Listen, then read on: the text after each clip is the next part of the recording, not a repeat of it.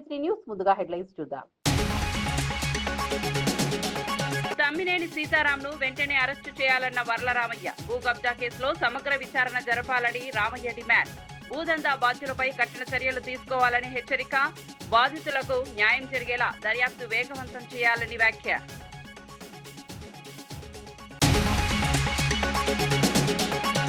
ఎల్నివో ప్రభావంపై అధికారులకు పట్టి కీలక ఆదేశాలు. ప్రత్యామ్నాయ పంటలను ప్రోత్సహించాలని అధికారులకు సూచన.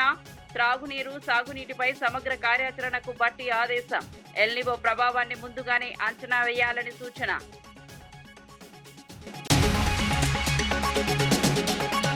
ఈజ్ ఆఫ్ డూయింగ్ బిజినెస్ లో తెలంగాణ వెనుకబడిందన్న సంజయ్. కాంగ్రెస్ పాలనలో తెలంగాణ ర్యాంకు పడిపోయిందన్న సంజయ్.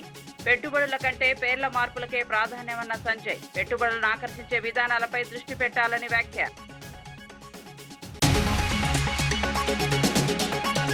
కాగ్ నివేదికతో ప్రభుత్వ వైఫల్యం బయటపడిందన్న శ్రవణ్ దాసోజు. 12,000 కోట్ల రెవెన్యూ లోటుపై ప్రభుత్వాన్ని నిలదీసిన శ్రవణ్. రేవంత్ పాలనతో రాష్ట్ర ఆర్థిక వ్యవస్థ దెబ్బతిందన్న శ్రవణ్. ప్రజా సమస్యల కంటే రాజకీయాలకే ప్రభుత్వం పరిమితమన్న వ్యాఖ్య.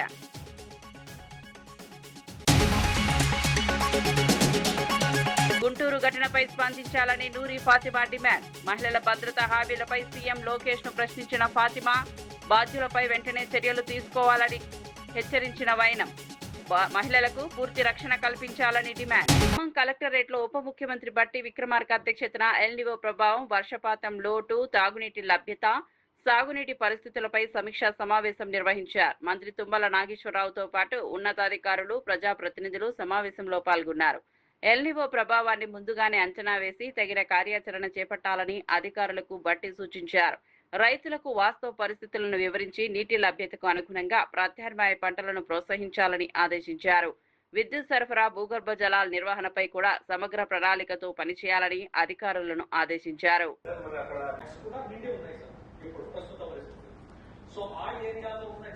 దాటి ఒకవేళ వాళ్ళు వేసినట్టయితే సార్ పంట బర్న్ అయిపోతుంది సార్. మళ్ళీ ఆకులు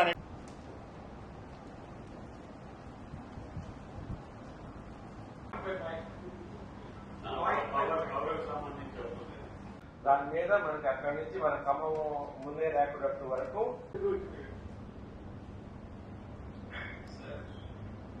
ఆల్మోస్ట్ ముందే ర్యాపిడక్ట్ దాటి రైల్వే అది కూడా అక్కడ దాకా వెళ్తాయి సార్. ఒక 20% సో నత్రజని కొంచెం అదనంగా వేసుకున్నట్టయితే స్పెషల్ ఆఫీసర్ గా వచ్చి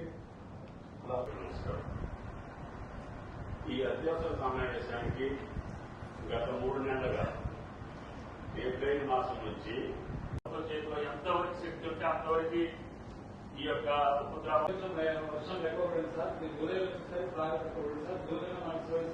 జూలైలో మనకి ఏ మండలానికి ఆ మండలం లేక మనం ఈ విధంగా అందిస్తే బాగుంటుంది సార్. తర్వాత పంటల సాగు పరిస్థితి కూడా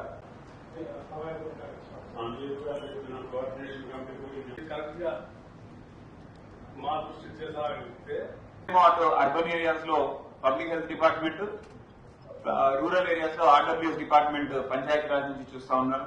కావాల్సినటువంటి సలహాలు ఇచ్చుకుంటూనే అవేర్నెస్ క్రియేట్ చేయాలి. పాటించే అవకాశం ఉంటుంది సార్. తర్వాత వాళ్ళు సంప్రదించాల్సిన అధికారుల నంబర్ కూడా మనం క్లియర్ గా ఆ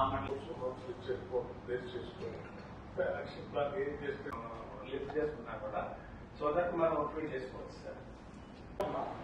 అగ్రికల్చర్ డిపార్ట్మెంట్ మేక్ షూర్ ఉన్న ఫ్యాక్ట్స్ పర్ఫెక్ట్ సంబంధించి కూడా మనం సీట్ అవైలబుల్ కూడా మనం తెచ్చుకుంటున్నాం సార్. అట్లాగే పోయిన సంవత్సరం జూన్ కి కంపేర్ చేస్తే కొంచెం ఎక్కువ వచ్చింది పంటల సాగు పరిస్థితి. అదే విధంగా సీడ్ అవైలబిలిటీ కూడా. Cultivation, so indoor cultivation compulsory practice చేయాలి సార్. వీడ్ మేనేజ్మెంట్ ఇవి ఏంటంటే సార్ ఎక్కువ శాతం బట్టి ప్లాంట్స్ కాంపిటీషన్ ఎర్లీ స్టేజ్ లో డిపార్ట్మెంట్స్ సంబంధించిన బీఆర్ఎస్ ఎమ్మెల్యే డాక్టర్ సంజయ్ తెలంగాణలో పెట్టుబడుల వాతావరణంపై ప్రభుత్వాన్ని విమర్శించారు. బీఆర్ఎస్ పాలనలో రాష్ట్రం ease of doing business ranking లో 3వ స్థానం కంటే దిగజారలేదని తెలిపారు. కాంగ్రెస్ ప్రభుత్వం అధికారంలోకి వచ్చిన తర్వాత తెలంగాణ 13వ స్థానానికి పడిపోయిందని ఆరోపించారు.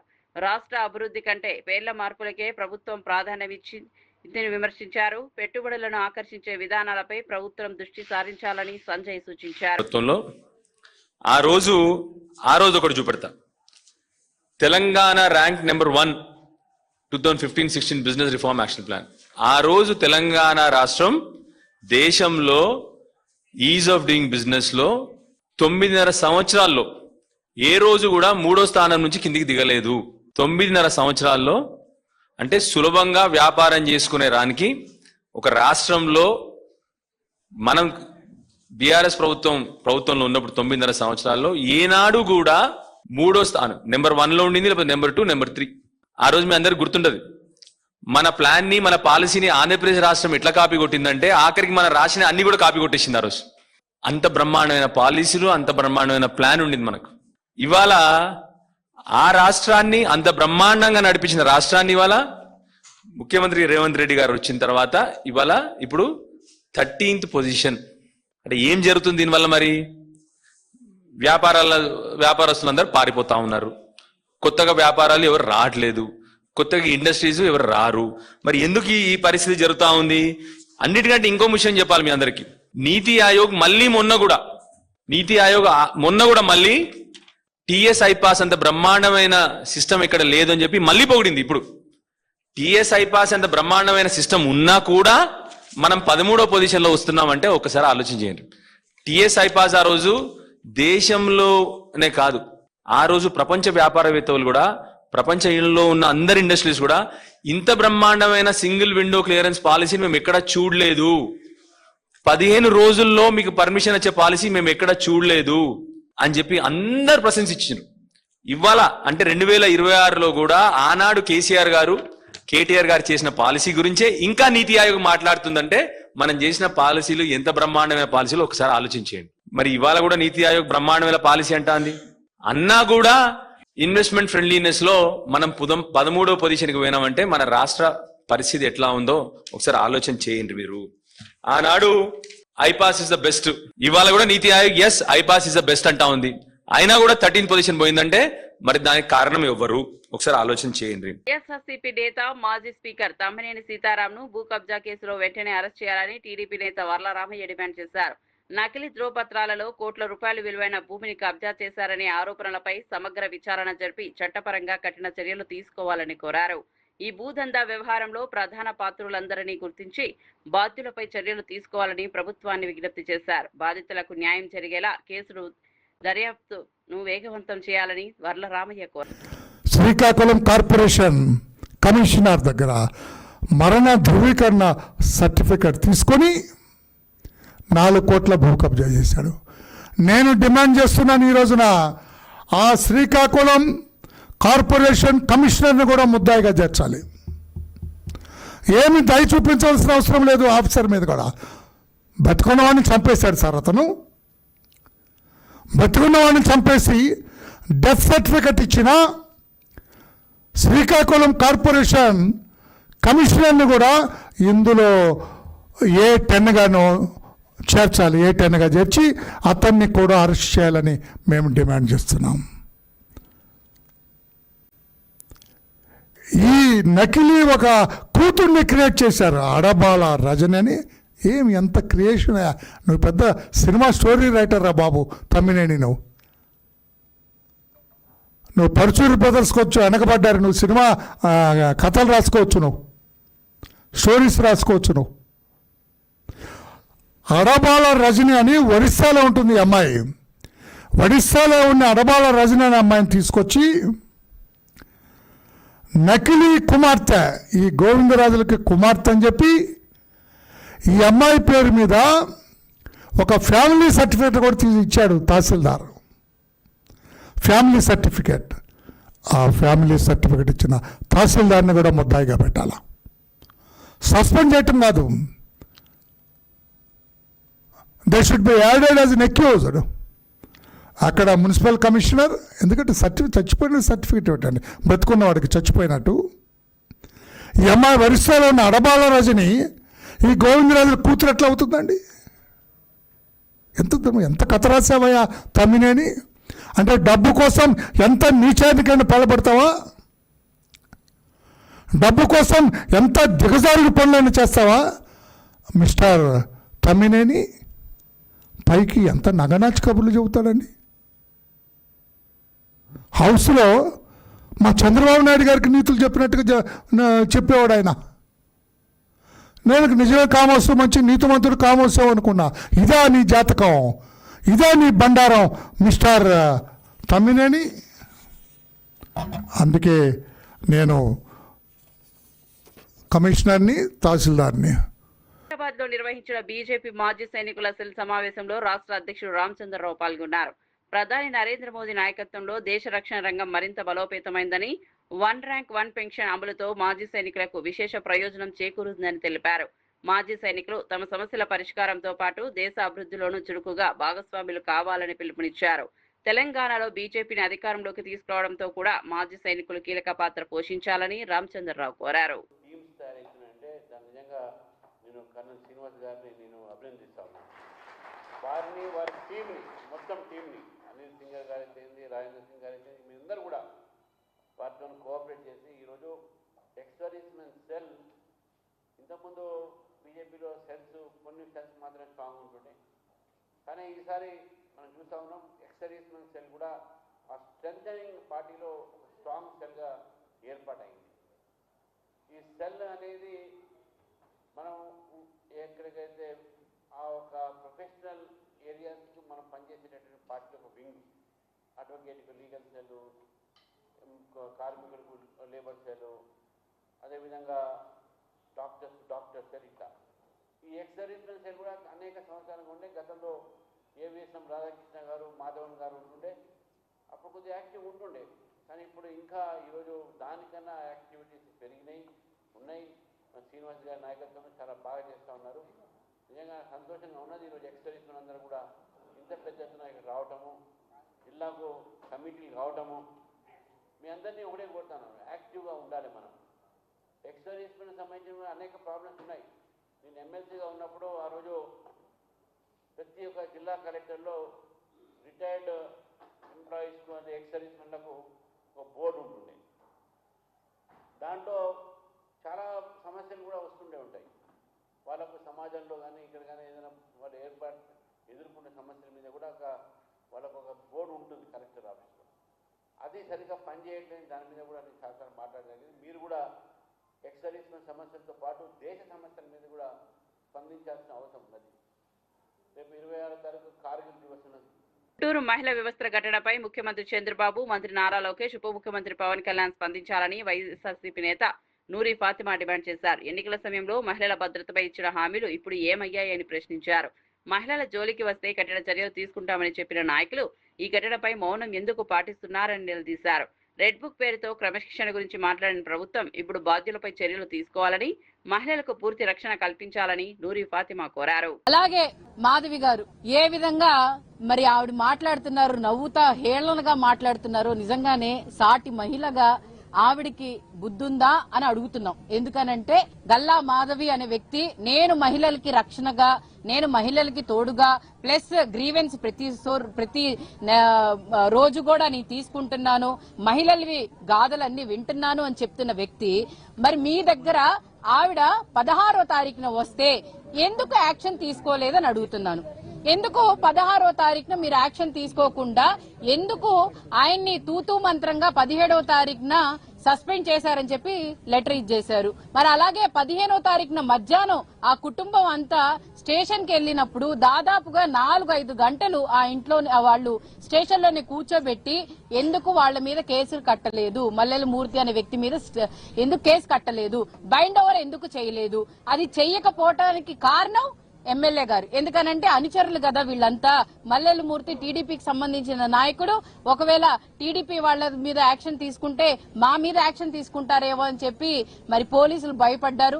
ఎందుకనంటే పోలీసులు చుట్టాలుగా మారారు కదా. ఎందుకంటే చుట్టాలు ఏమైనా మాట్లాడుకుంటే చేసుకుంటే మళ్లీ రేపటి రోజు మొహాలు చూసుకోవాలి కదా అనే ఉద్దేశంతో పోలీసులు కూడా యాక్షన్ తీసుకోలేదు. ఆ యాక్షన్ తీసుకోలేదు కాబట్టే ఈ రోజు మరి ఈ పరిస్థితి మేము చూడాల్సి వచ్చింది, మాట్లాడాల్సి వస్తుంది. నిజంగానే సిగ్గుగా తల దించుకోవాల్సి వస్తుంది. నిజంగానే ఈ రాష్ట్రంలో మహిళలకి ఎక్కడా కూడా ఏ విధమైన రక్షణ లేదు. ఎక్కడైనా అర్ధరాత్రి మహిళ నడుస్తే గాని మన దేశానికి స్వాతంత్రం వచ్చినట్టు ఉండదని చెప్పి ఏ విధంగా చెప్పారో ఈ రోజు నడి రోడ్డు మీద చీర మరి తీసేసినా కూడా ఈ రోజు రక్షణ లేదు. ఎందుకు లేదు అనంటే కారణం ఈ టీడీపీ, ఈ ప్రభుత్వం. ఏదో పేటలో టిట్కో గృహాల నిర్మాణ ప్రాంతాన్ని స్థానిక ఎమ్మెల్యే టీడీపీ పొలిట్ బ్యూరో సభ్యుడు శ్రీరామ్ రాజగోపాల్ తాతయ్య సందర్శించి పనుల పురోగతిని పరిశీలించారు. సంబంధిత శాఖ అధికారులతో సమీక్ష నిర్వహించిన ఆయన నిర్మాణ పనులను మరింత వేగవంతం చేసి లబ్ధిదారులకు ఇళ్లను త్వరగా అందించాలని ఆదేశించారు. నాణ్యతతో ఎలాంటి రాజీ పడకుండా నిర్ణీత గడువులో పనులు పూర్తి చేయాలని స్పష్టం చేశారు. టిట్కో గృహాలకు సంబంధించిన సమస్యలు తదుపరి కార్యాచరణపై ఈ నెల 24న జగ్గయ్యపేట మున్సిపల్ కార్యాలయంలో కాంట్రాక్టర్లు అధికారులతో ప్రత్యేక సమావేశం నిర్వహించినట్టు ఎమ్మెల్యే తెలిపారు.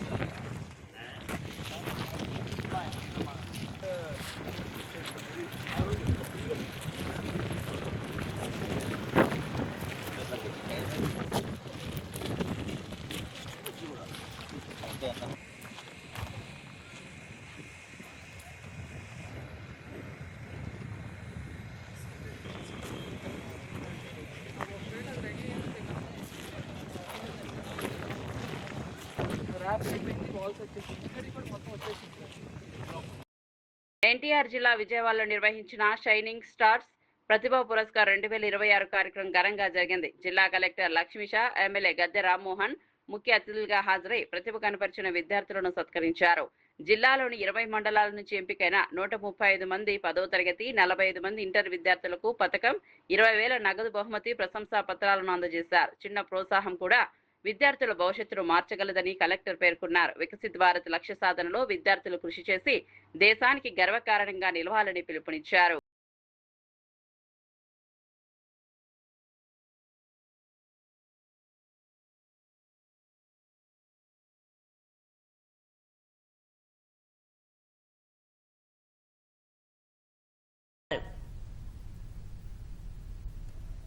ముందున్న లక్ష్యాలు మనకు గుర్తు రావాలి. మనం ఇప్పుడు కూడా డెవలపింగ్ కంట్రీలో ఉంటున్నాము చెప్తుంటాం కదా. సో మనం డెవలప్డ్ కంట్రీ అయ్యేటప్పుడు, మనం వికసిత భారత్ అయ్యేటప్పుడు, మనం స్వర్ణాంధ్ర సాధన చేసేటప్పుడు అది చేయాలంటే ప్రతి ఒక్కరూ ఆ దిశలో అడుగులు పెట్టాలి, ప్రతి ఒక్కరూ ఆ దిశలో ఆలోచించాలి. ఇప్పుడు 10th, 9th చదువుతున్న పిల్లలు, ఇప్పుడు ఇంటర్ చదువుతున్న పిల్లలు, నేను ఒక డాక్టర్ అవ్వాలి, నేను ఒక IAS అవ్వాలి, నేను ఒక ఇంజనీర్ అవ్వాలి, ఇలాగా కలకని నెరవేరే వరకు దాని మీదే కృషి చేస్తారు కదా. అటువంటి కృషి ప్రతి ఒక్కరు చేసినప్పుడే దేశం నంబర్ 1 అవుతుంది. ఇవాళ యువశక్తి అది ప్రధానమైన సంపద. దేశ పటిష్టంగా ఉందో అది కోట్లాది రూపాయలు కాదు, ఎన్ని మిలియన్ క్రోర్స్ కూడా సమానమైన శక్తి యువశక్తి. అలాంటి యువశక్తి నిర్వీర్యం కాకుండా చూసుకోవాల్సిన బాధ్యత తల్లిదండ్రుల మీదే కాదు, పిల్లల్లో కూడా పరివర్తన రావాలి. అందువల్ల నేను ముఖ్యంగా చెప్పేది, మీరందరూ ఎంత చదువుకుంటే అంత అవకాశాలు కల్పించడానికి ప్రభుత్వం సిద్ధంగా ఉంది. మీ తల్లి పడే కష్టం చూడండి. మంచి పౌరులుగా సమాజంలో తయారవ్వాలి. అదే నారా చంద్రబాబు నాయుడు గారు, పవన్ కళ్యాణ్ గారు లెక్క లక్ష్యం అని మీ అందరికీ తెలియజేస్తున్నాను. మహిళను వివస్త్రణ చేసిన ఘటనపై కృష్ణా జిల్లా పరిషత్ చైర్పర్సన్ ఉప్పాల హారిక తీవ్ర విమర్శలు చేశారు. మహిళపై చేయి వేస్తే అదే అతనికి చివరి రోజు అని చెప్పిన ముఖ్యమంత్రి చంద్రబాబు ఈ ఘటనలో ఆరోపణలు ఎదుర్కొంటున్న టీడీపీ నేత మూర్తిపై ఎందుకు చర్యలు తీసుకోవడం లేదని ప్రశ్నించారు. మహిళల భద్రతపై ప్రభుత్వం చెప్పిన మాటల ఆచరణలో కనిపించడం లేదన్నారు. బాధ్యులను కఠినంగా శిక్షించి మహిళలకు న్యాయం చేయాలని, ఇలాంటి ఘటనలు పునరావృతం కాకుండా ప్రభుత్వం స్పష్టమైన చర్యలు తీసుకోవాలని ఉప్పాల హారిక కోరారు. శైలజ గారు వీరిద్దరూ కూడా ఏంటి రాజకీయం చేస్తున్నామని మాట్లాడుతున్నారు, కానీ వాళ్ళు తీసుకోవాల్సిన యాక్షన్ మీద ఎటువంటి రిపోర్టు లేదు. ప్రతి ఒక్కరికి కూడా పారదర్శకంగా మీరు ఏం చేశారు అనేది కళ్ళకు కట్టినట్టు కనిపిస్తా ఉంది. వీడియోస్ అన్ని ప్రూఫ్లుగా బయటికి వచ్చిన తర్వాత మీరు యాక్షన్ తీసుకున్నారు. ఆవిడ మధ్యాహ్నం పూటే వెళ్లి మేము కంప్లైంట్ ఇచ్చాము, నా గాజులన్నీ పగిలిపోయి నాకు రక్తం కారుతా ఉంది, మేము వెళ్లి కంప్లైంట్ ఇస్తే కూడా మీరు ముందు వెళ్లేసి హాస్పిటల్కి వెళ్ళండి అని చెప్పారు. హాస్పిటల్ నుంచి వచ్చేసరికి మళ్ళీ ఈ విధంగా మా పైన దాడి చేశారు అని చెప్పి బోరున ఏడుస్తోందామా. ఆమెకి నిజంగా మీరు రక్షణ కల్పించినట్లయితే ఆ రోజు ఇలాంటి దరిద్రమైన సంఘటన జరిగి ఉండేది కాదు కదా. ముందే మీరు యాక్షన్ తీసుకున్నట్లయితే ఆమెకి ఈ రోజు ఇలా వివస్త్రం చేసి అవమానం జరిగేలాగా జరిగి ఉండేది కాదు. ఏనాడో మనం మహాభారతాల్లో విన్నాము, చదువుకున్నాము, దుర్యోధనుడు, దుశ్శాసనుడు లాంటి వాళ్ళు ఇలాంటి నీచమైన పనులకు సిద్ధమవుతా ఉంటారు అని. అది చదువుకున్నాం కానీ విన్నాం కానీ మనం అయితే కళ్ళకు కట్టినట్టు చూసింది ఈ ప్రభుత్వంలో మాత్రమే అని నేను చెప్తున్నాను డంకాపదంగా. ఎందుకంటే ఈ రోజు ఇక్కడ జరిగింది, మొన్న నెల్లూరులో జరిగింది, ఎక్కడ చూసినా సరే మహిళల పైన విపరీతమైన దాడులు, అవమానాలు, అత్యాచారాలు. ఎక్కడ చూసినా టీడీపీ ప్రభుత్వం అనగానే గుర్తొచ్చేది దాడులు, అవమానాలు, హత్యలు. ఇంకా చెప్పాలంటే ఈ రాజకీయం కోసం మీరందరూ కూడా ఇంత దిగజారిపోతున్నారా అని నేను ప్రశ్నిస్తా ఉన్నాను. ఈ రోజు చంద్రబాబు నాయుడు గారు ఎవరైనా మహిళ పైన చేయి వేస్తే అదే ఆఖరి రోజు అని చెప్పారు. ఏది ఆ మల్లెల మూర్తి అనే అతనికి అదే ఆఖరి రోజు ఎందుకు అవ్వలేదని మేమందరం కూడా సూటిగా ప్రశ్నిస్తా ఉన్నాము. మల్లెల మూర్తి అనే వ్యక్తి ఈ రోజు హాయిగా రిమాండ్ లో ఉన్నాడు. మీరెందుకు ఆయన అరెస్ట్ చేశారు? ప్రొటెక్షన్ కోసం ఆయన అరెస్ట్ చేశారు. యాక్షన్ తీసుకుందామని అయితే నాకు అనిపించట్లేదు. నాకే కాదు, ఎవరికీ అనిపించట్లేదు. ఎందుకంటే బయట ఉంటే గొడవలు జరుగుతాయి, మళ్ళీ అతన్ని సేవ్ చేయడం కష్టం అవుతుంది అని చెప్పేసి తీసుకెళ్లి చక్కగా రిమాండ్ లో పెట్టారు. మీరు గనక నిజంగా చిత్తశుద్ధి ఉన్నట్లయితే గనక ముందుగా ఎవరైతే ఈ ఘటనకు పాల్పడ్డారో ఆ 9 మంది వ్యక్తుల మీద కూడా ఖచ్చితంగా స్ట్రింజెంట్ యాక్షన్ తీసుకొని అప్పుడు చెప్పండి మీరు మహిళలకు మేము ఈ గవర్నమెంట్ లో ప్రత్యేకమైన రక్షణను కల్పిస్తున్నాము అని చెప్పి. అంతేగాని అందరూ నవ్విపోతున్నారు. ఈ రోజు ఈ రాష్ట్రంలో జరిగే పాలన చూస్తుంటే నవ్విపోతున్నారు. సభ్య సమాజంలో ఉన్నామా లేక అడవిలో ఉన్నామా అని. పట్టపగలు నడి రోడ్డు మీద ఈ రకంగా బీఆర్ఎస్ ఎమ్మెల్సీ దాసోజు శ్రవణ్ తెలంగాణ ప్రభుత్వ ఆర్థిక పరిస్థితిపై తీవ్ర విమర్శలు చేశారు. తొలి 90 రోజుల ఆర్థిక సంవత్సర పరిపాలనలో 12,000 కోట్లకు పైగా రెవెన్యూ లోటు నమోదైందని కాగ్ నివేదిక స్పష్టం చేసిందన్నారు. ముఖ్యమంత్రి రేవంత్ రెడ్డి పరిపాలనా వైఫల్యాల వల్లే రాష్ట్ర ఆర్థిక వ్యవస్థ దెబ్బతింటోందని ఆరోపించారు. సంపద సృష్టించడంలో ప్రభుత్వం పూర్తిగా విఫలమైందని ఆరోపించారు. ప్రజల సమస్యల పరిష్కారంపై దృష్టి పెట్టకుండా రాజకీయ విమర్శలకే పరిమితం అవుతోందని శ్రవణ్ రాసోజు పేర్కొన్నారు. శక్తి సామ్రాజ్యం అవుతుంది, కానీ సొల్లు వాగుడు బూతు పురాణమే ఆయుధంగా మార్చుకున్న రేవంత్ రెడ్డి పాలనలో తెలంగాణ ఆర్థికంగా దివాళా తీస్తున్నటువంటి ఒక విషయం కఠిన వాస్తవంగా మారింది. చేతగాని పాలకుడికే కూతలు ఎక్కువ ఉంటాయి. చేతగాని పాలకుడికే తెలంగాణలో సామెత ఉంటుంది, మన తెలుగులో సామెత ఉంటుంది, చెల్లని రూపాయి గీతలు ఎక్కువ అని. అట్లా చేతగాని పాలకుడికే కూతలు ఎక్కువ, బూతులు ఎక్కువ. రేవంత్ రెడ్డికి కూడా అట్లనే పరిపాలన చేత కాదు, కానీ నోటు నిండా పచ్చి బూతులు, అబద్ధాలు మాట్లాడటం అనేది అలవాటుగా మారిపోయింది. పైసలు ప్రజలకు సంపద సృష్టించే తెలివి లేదు. బూతు పురాణం మాత్రమే పరిపాలన విధానం అన్నట్లుగా ఇవాళ రేవంత్ రెడ్డి గారు వ్యవహరిస్తా ఉన్నారు. కేవలం 90 రోజుల ఈ ఆర్థిక సంవత్సర పరిపాలనలో in 3 months of this financial year's governance 12,000 కోట్ల పైచిలుకు రెవెన్యూ డెఫిసిట్ లోకి రాష్ట్రాన్ని నెట్టివేసిన ఘనాపాటి రేవంత్ రెడ్డి ఇవాళ ప్రతిపక్ష పార్టీ నాయకుల, బీఆర్ఎస్ పార్టీ నాయకుల యొక్క నీతి జాతి అడుగుతాడు. సంపద సృష్టించలేని రేవంత్ రెడ్డి గారు, మీ జాతి ఏందబ్బా? పాలకుడి యొక్క పటేల్గిరి ఎక్కడుంటుందా అంటే సంపద సృష్టించడంలో. నువ్వు డబ్బులు సృష్టించలేకపోతా ఉన్నావు, ఇచ్చిన వాగ్దానాలు అమలు చేయలేకపోతా ఉన్నావు, రాష్ట్రాన్ని ఆర్థికంగా అతలాకుతలం చేస్తా ఉన్నావు. హోంమంత్రి అనితపై చేసిన వ్యాఖ్యలకు వైఎస్ఆర్సీపీ నేత అంబటి రాంబాబు బేషరతుగా క్షమాపణ చెప్పాలని ఎంఆర్పీఎస్ జాతీయ అధ్యక్షుడు మున్నంగి నాగరాజు డిమాండ్ చేశారు. దళిత మహిళా మంత్రిగా ఉన్న అనితను అవమానించడాన్ని మాదిగ సమాజం సహించబోదని హెచ్చరించారు. అధికారికంగా క్షమాపణ చెప్పే వరకు అంబటి రాంబాబును వదిలిపెట్టబోమన్నారు. అలాగే వైఎస్ఆర్సీపీ అధ్యక్షుడు జగన్ వెంటనే అంబటి రాంబాబుపై పార్టీ పరంగా క్రమశిక్షణ చర్యలు తీసుకోవాలని మున్నంగి నాగరాజు కోరారు. మాజీ మంత్రివర్యులు వైఎస్ఆర్ కాంగ్రెస్ పార్టీ అధికార ప్రతినిధిగా ఉండబడినటువంటి అంబటి రాంబాబు నిన్న ఆంధ్రప్రదేశ్ రాష్ట్ర హోంశాఖ మంత్రివర్యులు శ్రీమతి వంగలపూడి అనిత గారి మీద చేసినటువంటి వ్యాఖ్యలను బేషరతుగా వెనక్కి తీసుకోవాలని, అలాగే అనిత గారికి క్షమాపణ చెప్పాలని చెప్పేసి ఎంఆర్పీఎస్ జాతీయ రాష్ట్ర కమిటీల తరపున విజ్ఞప్తి చేస్తున్నాం. జగన్మోహన్ రెడ్డి గారు వెంటనే దీనిపై స్పందించి అంబటి రాంబాబు గారి చేత బేషరతుగా క్షమాపణ గాని చెప్పించకపోతే మీరు ఈ వ్యాఖ్యలను మీరు ప్రోత్సహిస్తున్నట్లుగా మేము భావించవలసి వస్తుంది. అనంతపురంలోని జేఎన్టీయూ ఎన్టీఆర్ ఆడిటోరియంలో నిర్వహించిన షైనింగ్ స్టార్స్ 2026 కార్యక్రమంలో మంత్రి పయ్యావుల కేశవ్ వైసీపీ ప్రభుత్వంపై విమర్శలు చేశారు. గత 5 ఏళ్లలో హంద్రీనీవా కాలువపై కనీస పనులు కూడా చేపట్టలేదని ఆరోపించారు.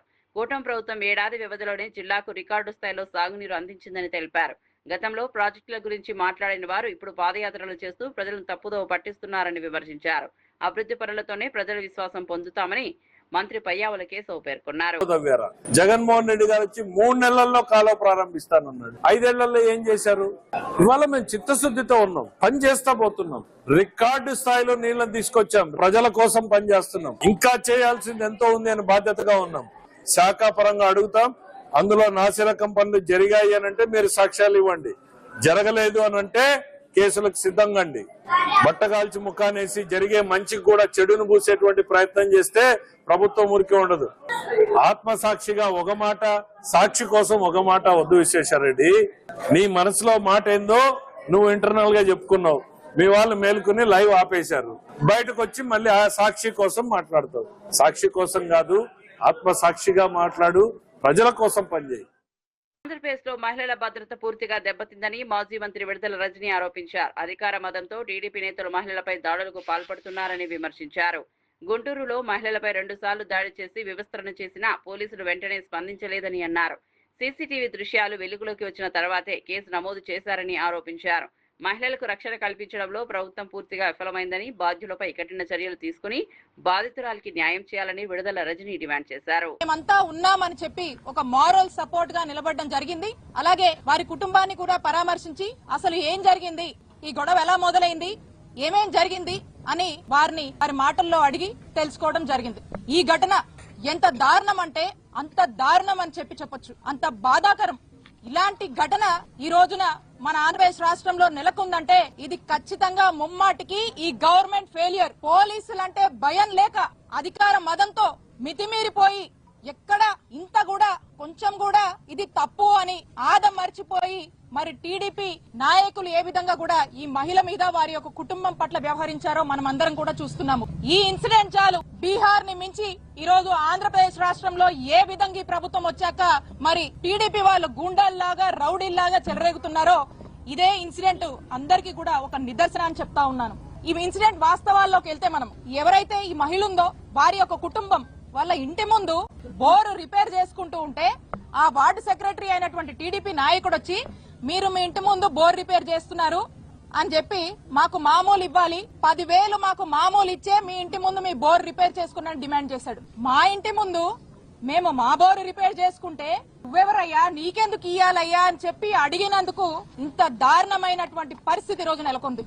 వాళ్ళు చెప్పారు, ఆ మహిళ చెప్పింది, ఆ కుటుంబ సభ్యులు చెప్పారు, ఆ మూర్తి అనేటువంటి టీడీపీ నాయకుడు మేము అధికారంలో ఉన్నాం, మీరు ఎలా రిపేర్ చేసుకుంటావు చూస్తా, మీ ఇంట్లోకి నీళ్లు రానియా, ఖచ్చితంగా మాకు 10,000 కట్టాల్సిందే, కడితే గాని మీ పని చేసుకోనియమని చెప్పి ఆయన వాళ్ళని డిమాండ్ చేసినట్టు మరి డిమాండ్ చేసి వాళ్ళని ఆఖరికి వాళ్ళ మీద దాడి చేసి మీరెవరు చెప్పుకుంటారో చెప్పుకోండి, నేను అధికారంలో ఉన్నా, పోలీసులైనా ఇక్కడ ఉన్నటువంటి అధికారంలో ఉన్న ఎవ్వరైనా కూడా నన్ను ఏం చేయలేరు, మీ దిక్కున్న చోట పోయి చెప్పుకోండి, మీరు నాకు 10,000 ఇవ్వాల్సిందే అని చెప్పి డిమాండ్ చేసి మరి వాళ్ళ మీద దాడి చేసినటువంటి పరిస్థితులు మరి మీరందరూ కూడా చూశారు, అందరం కూడా చదివాము, విన్నాము, వీడియోలు కూడా చూసాము. అయితే ఈ గొడవ జరగగానే వెంటనే ఆ ఫ్యామిలీ మెంబర్స్ అందరూ కూడా, ఆ మహిళా కుటుంబ సభ్యులందరూ కూడా వెళ్లి పోలీస్ స్టేషన్ లో కంప్లైంట్ ఇచ్చారు. కంప్లైంట్ ఇస్తే పోలీసులు చాలా లైట్ తీసుకొని అది కూడా టీడీపీ వార్డు సెక్రటరీ అండి అని వీళ్ళు చెప్పడంతో ఇది అధికార పార్టీ కదా కాబట్టి మనం పెద్ద జోక్యం చేసుకోవద్దు అనుకున్నారో ఏంటో గానీ టీడీపీ అనగానే ఇక పోలీసులు తమ్మినేని సీతారాంను వెంటనే అరెస్టు చేయాలన్న వర్ల రామయ్య. భూ కబ్జా కేసులో సమగ్ర విచారణ జరపాలని రామయ్య డిమాండ్. భూదందా బాధ్యులపై కఠిన చర్యలు తీసుకోవాలని హెచ్చరిక. బాధితులకు న్యాయం జరిగేలా దర్యాప్తు వేగవంతం చేయాలని వ్యాఖ్య.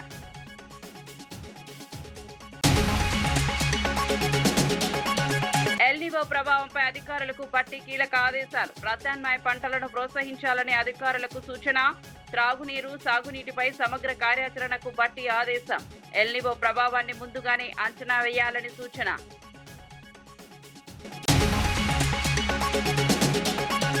ఈజ్ ఆఫ్ డూయింగ్ బిజినెస్ లో తెలంగాణ వెనుకబడిందన్న సంజయ్. కాంగ్రెస్ పాలనలో తెలంగాణ ర్యాంకు పడిపోయిందన్న సంజయ్. పెట్టుబడుల కంటే పేర్ల మార్పులకే ప్రాధాన్యమన్న సంజయ్. పెట్టుబడులను ఆకర్షించే విధానాలపై దృష్టి పెట్టాలని వ్యాఖ్య. కాగ్ నివేదికతో ప్రభుత్వ వైఫల్యం బయటపడిందన్న శ్రవణ్ దాసోజు. 12,000 కోట్ల రెవెన్యూ లోటుపై ప్రభుత్వాన్ని నిలదీసిన శ్రవణ్. రేవంత్ పాలనతో రాష్ట్ర ఆర్థిక వ్యవస్థ దెబ్బతిందన్న శ్రవణ్. ప్రజా సమస్యల కంటే రాజకీయాలకే ప్రభుత్వం పరిమితమన్న వ్యాఖ్య.